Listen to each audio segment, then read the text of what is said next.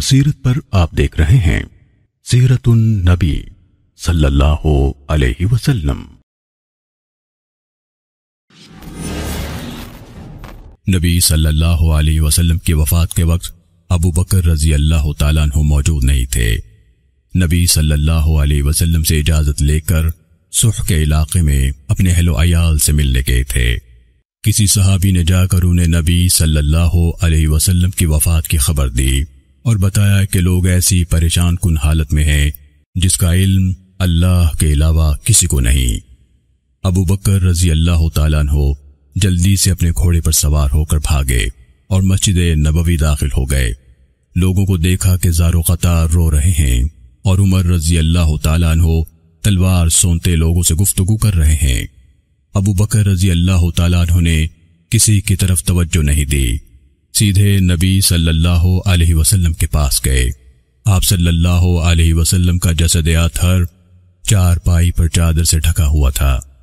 انہوں نے آپ کے چہرے سے چادر ہٹائی اور کہا، انا للہ و انا الیہ راجعون، ہم اللہ ہی کے ہیں اور اسی کی طرف لوٹ کر جائیں گے۔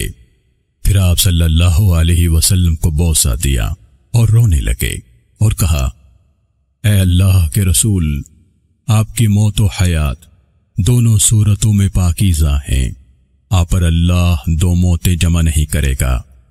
جو موت آپ صلی اللہ علیہ وسلم پر لکھ دی گئی تھی وہ موت آ چکی ہے۔ اس کے بعد آپ صلی اللہ علیہ وسلم کو اب کبھی موت نہیں آئے گی۔ پھر انہوں نے نبی صلی اللہ علیہ وسلم کو چادر سے ڈھانپ دیا۔ پھر ابو بکر رضی اللہ تعالیٰ عنہ صحابہ کرام کے پاس آئے۔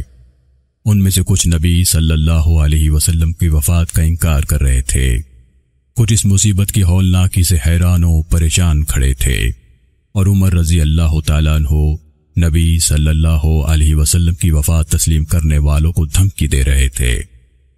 ابو بکر رضی اللہ تعالیٰ عنہ نے عمر رضی اللہ تعالیٰ عنہ سے کہا، عمر ٹھہر جاؤ۔ عمر رضی اللہ تعالیٰ عنہ نے انکار کر دیا۔ پھر جب انہوں نے دیکھا کہ عمر خاموش نہیں ہو رہے تو ان کو ان کے حال پر چھوڑ کر لوگوں کی جانب متوجہ ہوئے۔ ابو بکر رضی اللہ تعالیٰ عنہ نے لوگوں میں جا کر بات شروع کی۔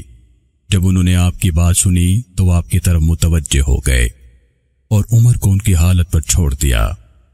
ابو بکر رضی اللہ تعالیٰ عنہ نے کہا، اے لوگو، جو محمد صلی اللہ علیہ وسلم کی عبادت کرتا تھا وہ جان لے کہ محمد صلی اللہ علیہ وسلم وفات پا چکے ہیں، اور جو اللہ کی عبادت کرتا تھا تو یقیناً اللہ زندہ و جاوید ہے، اس کو کبھی موت نہیں آئے گی۔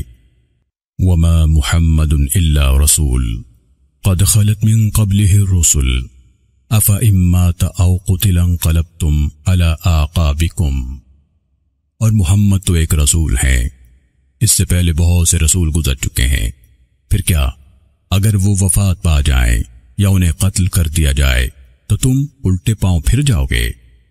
ابن عباس رضی اللہ تعالیٰ عنہ نے کہا، اللہ کی قسم، لوگوں کو پتہ ہی نہیں تھا کہ اللہ نے اس آیت کو نازل فرمایا ہے، یہاں تک کہ ابو بکر رضی اللہ تعالیٰ عنہ نے اس کی تلاوت کی۔